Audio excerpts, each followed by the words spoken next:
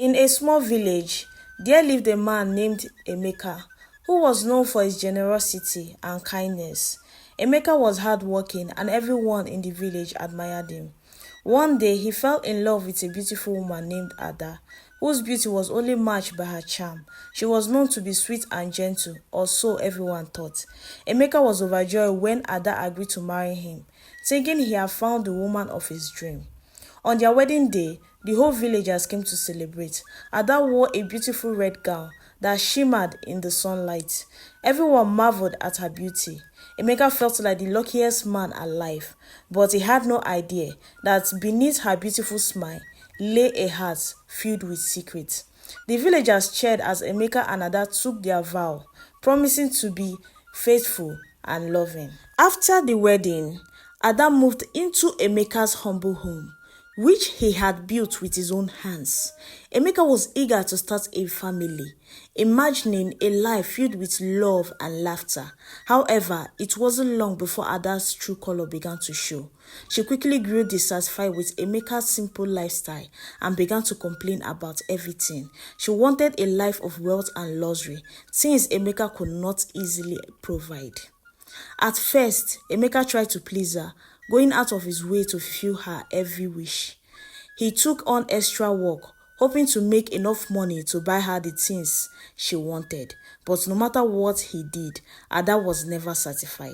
She mocked at his efforts, calling him weak and poor, leaving Emeka feeling worthless and broken-hearted. The villagers soon noticed the change in Ada's behavior. They whispered among themselves, wondering what had happened to the sweet woman they once knew. Emeka's friends tried to console him, but he was determined to make his marriage work, believing that Ada would eventually come around. As days turned into weeks, Emeka's effort to please Ada only seemed to make things worse.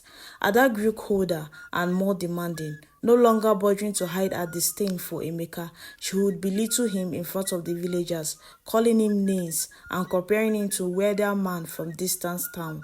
Emeka's heart ached, but he held on to hope, praying that his love and patience will eventually soften her. One evening, as Emeka returned home from a long day of work, he overheard Ada talking to someone in a hushed voice. Curious, he crept closer to the doorway. Listening, Ada was speaking to a man from the neighboring village, a wealthy trader named Chima. Her voice was filled with warmth and laughter, a stark contrast to the cold tone she usually reserved for Emeka. "Why are you still with that fool?" Chima asked, his voice dripping with arrogance. "Come with me and I will give you everything you desire." Emeka's heart sank as he realized that Ada was not only dissatisfied with him, but was also betraying him. Ada laughed, saying, "Soon, my love. I am just waiting for the right time. I only married him to use him, and now I have what I want." Emeka stepped back in shock, his mind racing. He couldn't believe that the woman he had loved so deeply was planning to leave him for another man. His hand trembled as he fought back tears, feeling betrayed and humiliated. But instead of confronting Ada immediately, Emeka decided to keep quiet. He wanted to find out just how far Ada was willing to go in her deceit. The following days were filled with tensions.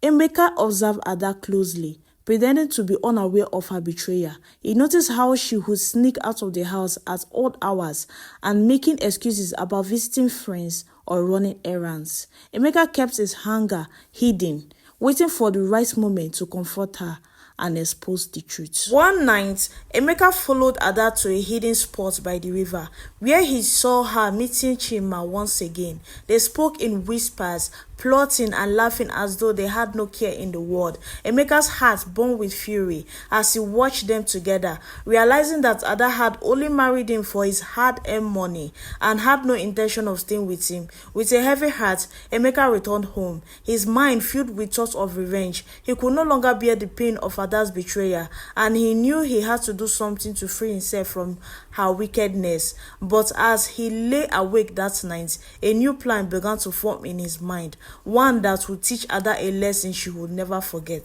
Emeka knew it was time to act, but instead of confronting Ada in anger, he decided to outwit her in a way she never expected. The next morning, he acted as if nothing was wrong, treating Ada with even more kindness than before. He showered her with affection and spoke of his love for her, though deep down, his heart was broken. Ada, seeing Emeka's devotion, continued her charade, oblivious to the fact that he knew of her betrayal. That evening, Emeka invited all the villagers to a special gathering at their home, announcing that he had an important message to share with everyone. Curious, the villagers arrived, gathered around, sensing that there something unusual was about to happen. Even Chima, the wealthy trader, came, eager to see what Emeka had planned. When everyone has assembled, Emeka stood before them, his face calm, but his voice steady and resolute. "My dear friends," he began, "I invited you here today to celebrate a new beginning for me and my wife, Ada." Ada looked surprised, not understanding what Emeka meant, but before she could speak, Emeka continued.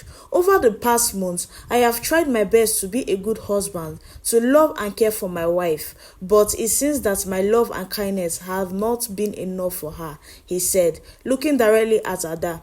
The villagers murmured, sensing the tension in the air. Emeka took a deep breath and went on. "Ada has not been loyal to me. She has been meeting with another man, making plans to leave me once she had taken everything I own." Ada's face turned pale as she realized that Emeka knew of her betrayal. She looked around at the shocked faces of the villagers, unable to deny the truth. Chima tried to slip away quietly, but Emeka stopped him with a sharp gaze.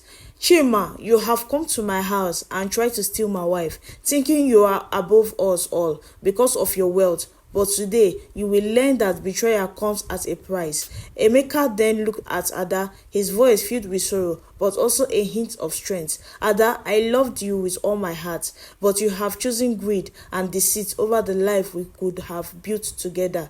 You wanted wealth, but what you forgot is that true wealth lies in loyalty and trust, not in gold or silver." He turned to the villagers and said, "Today I am setting myself free. I release her from this marriage, and I will not give her a single coin of what I have worked so hard to build. Let her go to Chima if she so desire, but I will no longer be bound to someone who had no respect for royalty and love." With those words, Emeka walked away, leaving Ada and Chima standing humiliated before the villagers. Ada tried to speak to explain, but no one could listen. She had lost the respect of everyone, and even Chima, seeing her fall from grace, turned his back on her. As Emeka walked through the village, he felt a weight lift from his heart. Though he had lost his wife, he had regained his dignity and his peace. And as he moved forward, he knew that one day he would find someone who valued his love and kindness, a true partner who would appreciate the man he was. From that day on, the villagers spoke of Emeka as a man of great wisdom, one who taught them that the heart is far richer than any treasure. And Ada, once known for her beauty, became a cautionary tale, a reminder that deceit and greed lead only to emptiness and regret.